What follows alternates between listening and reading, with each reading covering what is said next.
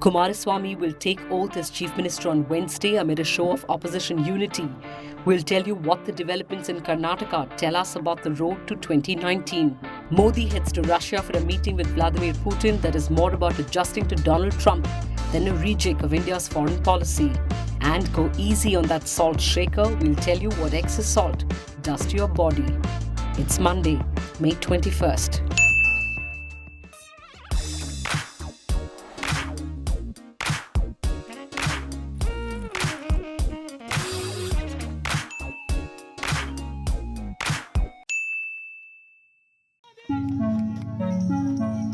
Capping a week of edge-of-the-seat drama that saw some intense political maneuvering, release of tapes purportedly exposing attempts to induce legislators,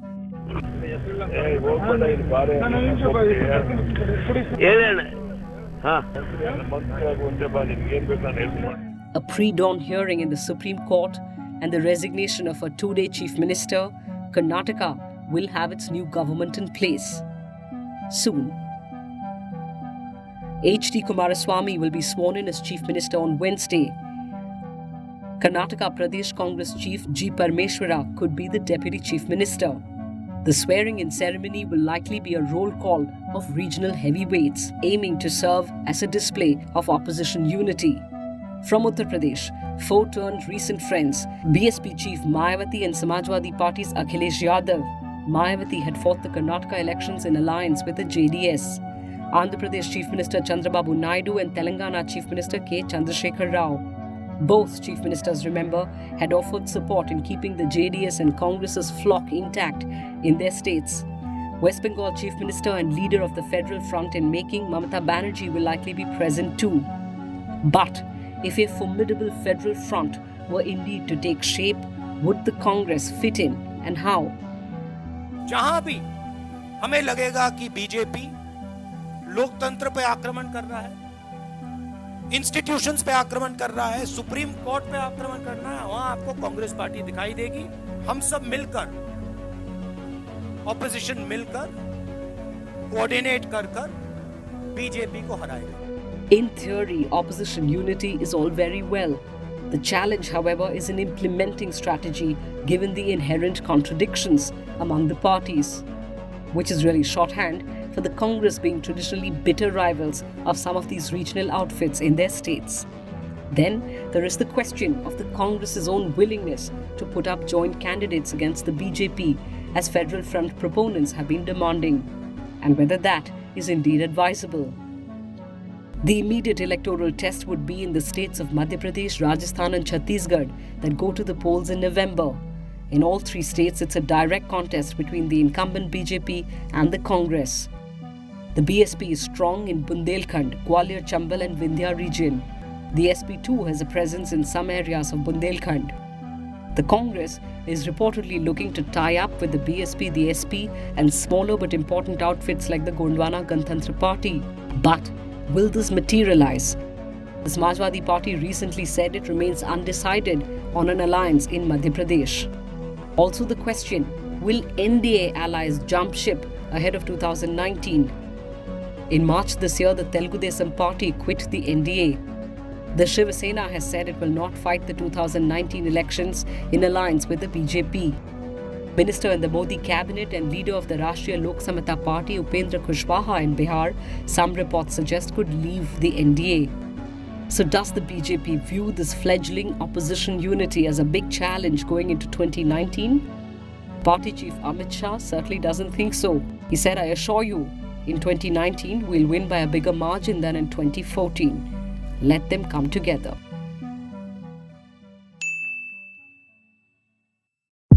Three weeks after Prime Minister Modi had an informal summit with Chinese President Xi Jinping in Wuhan, Modi is in Sochi, Russia for yet another informal meeting. This time with Russian President Vladimir Putin. The Wuhan summit was meant to be a reset in Indo-China ties after a year of tense relations owing to the Doklam standoff. In Sochi, Modi will try to stop what was once one of India's most steadfast partners from drifting away. The last decade has seen New Delhi grow closer to the United States, particularly in defense ties. This has meant the US billing India as a counterweight to China in Asia. and agreeing to a number of important defense deals. But it has also led to blowback, with China flexing its muscles in India's neighborhood, from Sri Lanka to Nepal to the Maldives and even Pakistan-occupied Kashmir. And Russia starting to become skeptical about its Indian ties, leading to Moscow for the first time moving closer to Islamabad. US President Donald Trump was expected to build closer ties with Russia, but that has not panned out. And America's decision to impose sanctions on Russia and pull out of the Iran deal has complicated matters for New Delhi, which relies on Russian military hardware and Iranian oil. In Sochi, Modi and Putin will discuss India's $4.5 billion deal for 5 S-400 Triumph air defense systems, despite America insisting that the deal could lead to sanctions against India. India wants to make it clear its defense ties with Russia will not be dictated by the United States, but it would also want assurances from Moscow against its growing ties with Pakistan. Russian commentators are hoping the Sochi summit and an upcoming meeting of all three nations with others at the Shanghai Cooperation Organization summit could be a sign of a new Russia-China-India alignment against the United States, but it's more likely that the Modi government is informally adjusting to new challenges posed by Trump rather than announcing a grand change in foreign policy strategy. Salt is an essential part of our diet. Sure, it makes our food tastier with just a few sprinkles. But what happens when we eat too much of it? Technically speaking, we do not digest salt. The sodium helps absorb monosaccharides and amino acids, the building blocks of carbohydrates and proteins. And the chloride helps with forming hydrochloric acid to break down and digest food in your stomach. When you blissfully continue eating salty foods, you raise the levels of both sodium and chlorine in your body, which means you retain more water and increase your blood pressure. That puts immense strain on your arteries, causing them to either burst or get clogged, and the chances of getting a heart attack or stroke increases.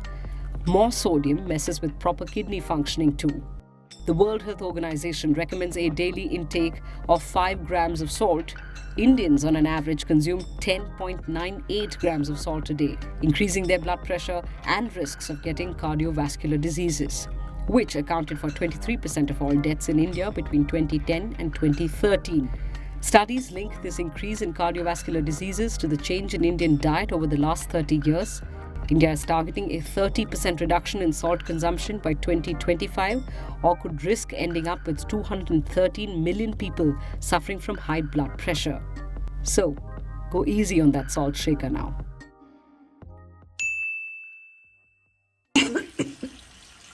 Alexa? Are you the only one talking to your virtual assistant?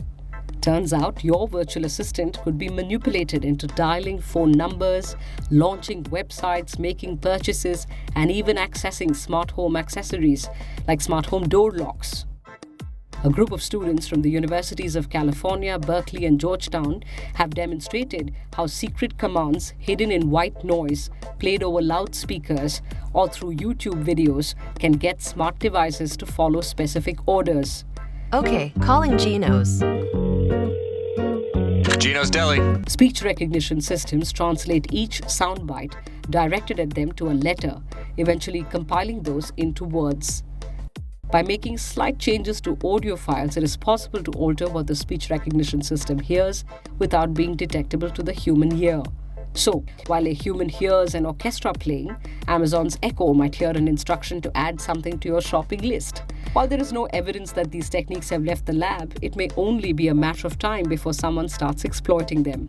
Apple, Google, Amazon have assured security. But AI speech recognition is still at its infancy, and 100 loopholes may emerge. Perhaps it would be a good idea to turn off the constant listening facility. But you know what you could do constantly. Tune into your morning fix. We don't come with any supersonic or subsonic messages. Just news, delivered at a constant frequency within the audible range of sound. More tomorrow.